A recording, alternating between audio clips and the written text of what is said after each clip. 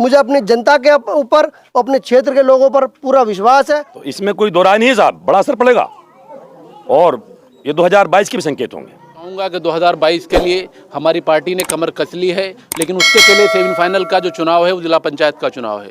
Support और vote दोनों से मैं इनसे तहे दिल से इनका आभार रहूँगा। ऐसे और विधायक से लेकर और एमपी तक हम समाजवादी के संकल्प को लेकर निकले हैं और इंशाल्लाह समाजवादी को मजबूत करेंगे। आंदोलन चल रहे हैं, पेट्रोल के दाम इतने बढ़ गए हैं, जनता परेशान है।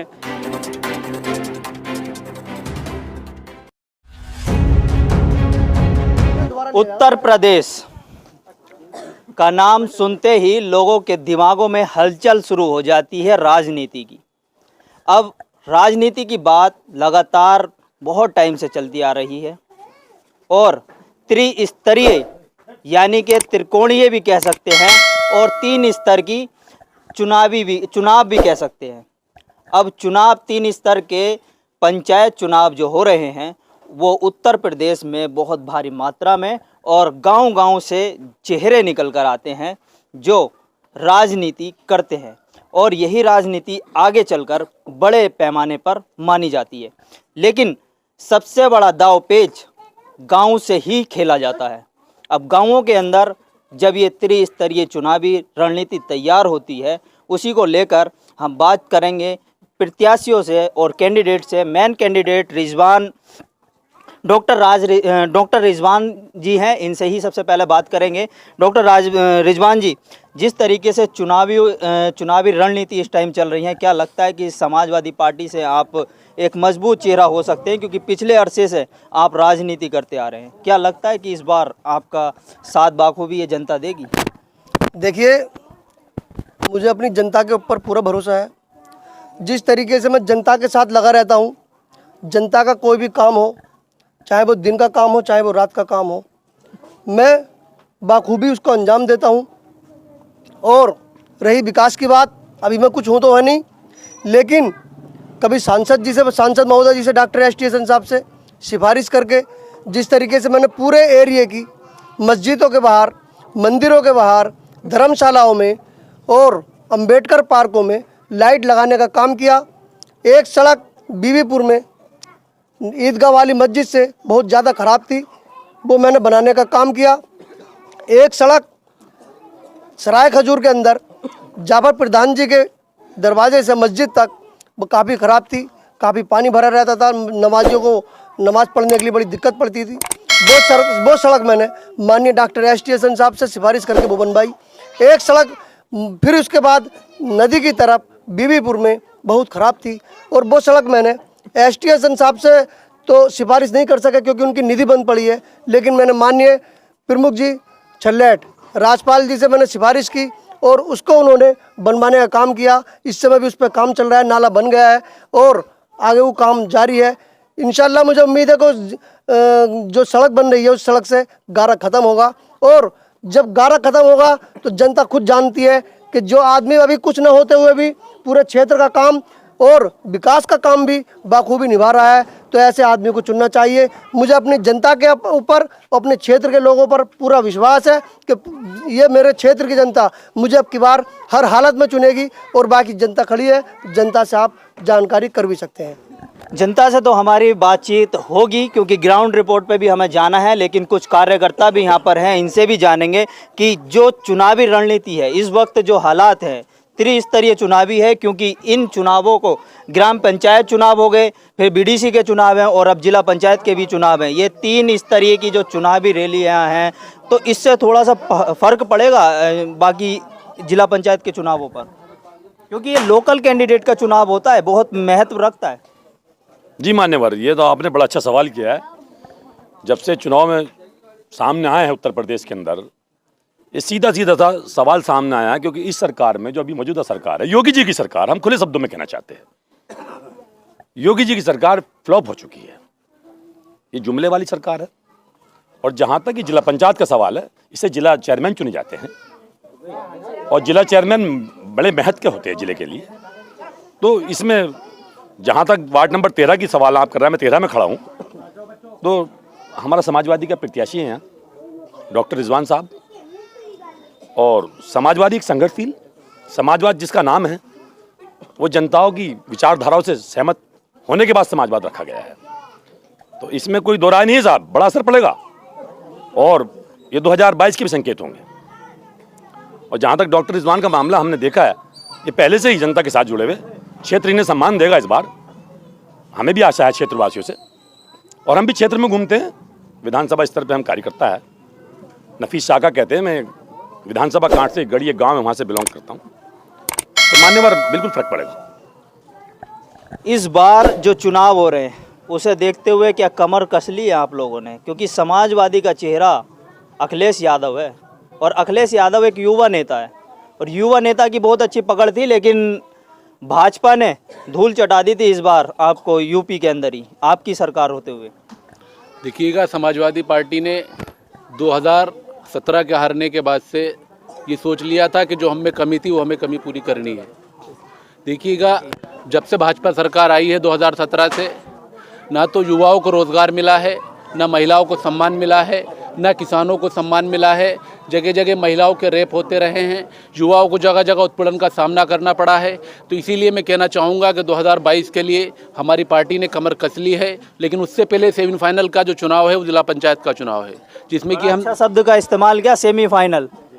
जी, जैसे कि ये सेमीफाइनल का चुनाव आ रहा है, जिला पंचायत चुनाव, इसमें हम 13 वार्ड में खड़े हैं कांट विधानसभा के, जिसमें हमारे प्रत्याशी डॉक्टर रिजवान साहब हैं, युवा हैं, शिक्षित हैं और लोगों के बीच में रहते हैं। मैं सभी आवाम से कहना चाहूँगा कि सब बढ़ चढ़ कर हिस्सा लें और इन्हें कामयाब करें, वोट दें एकजुट होकर, क्योंकि सिर्फ हमारे पास एक ही विकल्प है भाजपा को हराने के लिए, सिर्फ समाजवादी।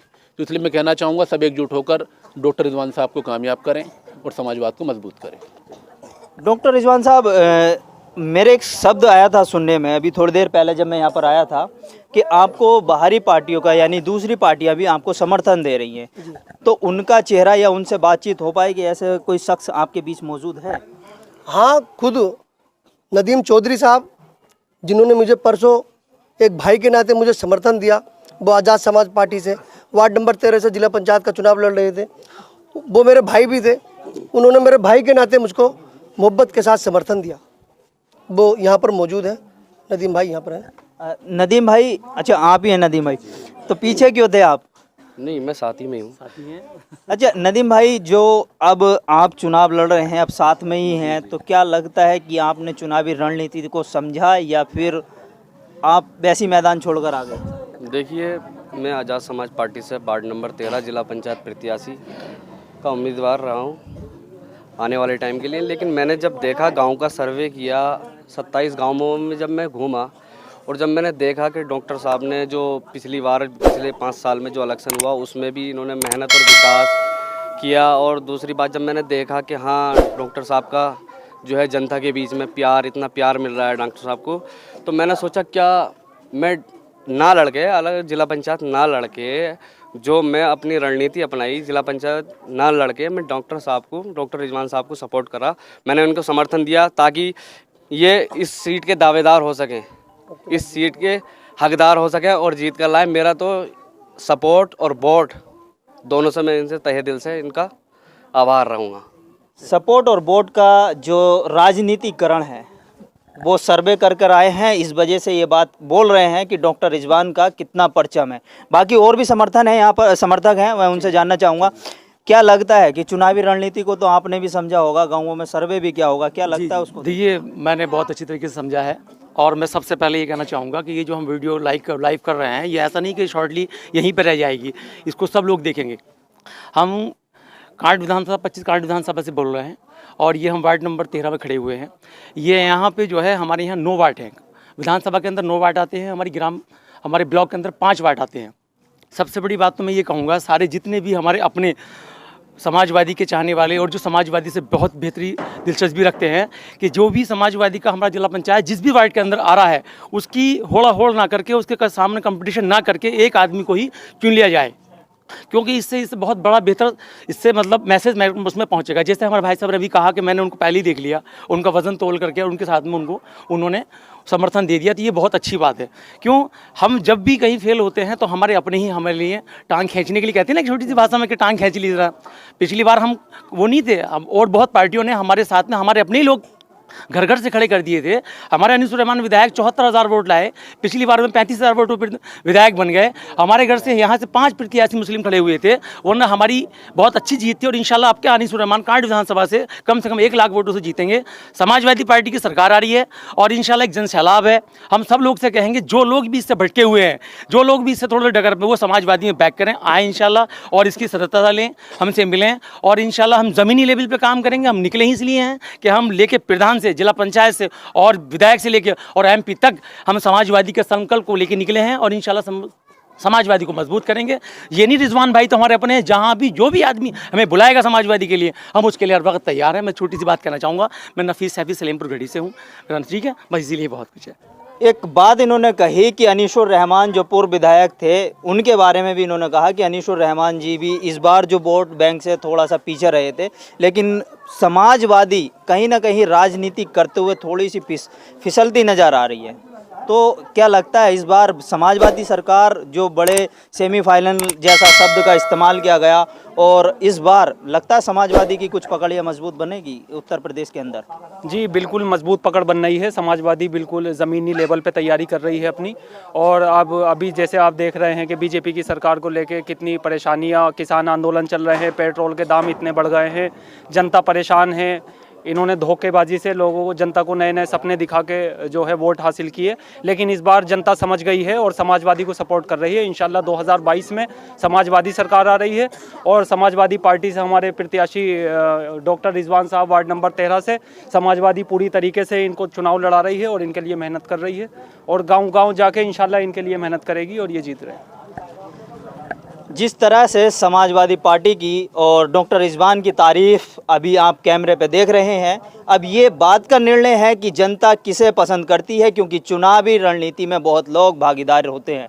अभी उनके इंटरव्यू और लोकल कैंडिडेट्स के और जो ज़मीनी स्तर पर लोग काम कर रहे हैं, उनसे बात होनी बाकी है कि ज़मीन पर किस तरह से सरकार की नीतियाँ लागू हो रही हैं और सरकार क्या चाहती है। कैमरा पर्सन रियाज के साथ मोहम्मद साजिद, ABC वर्ल्ड हिंदी।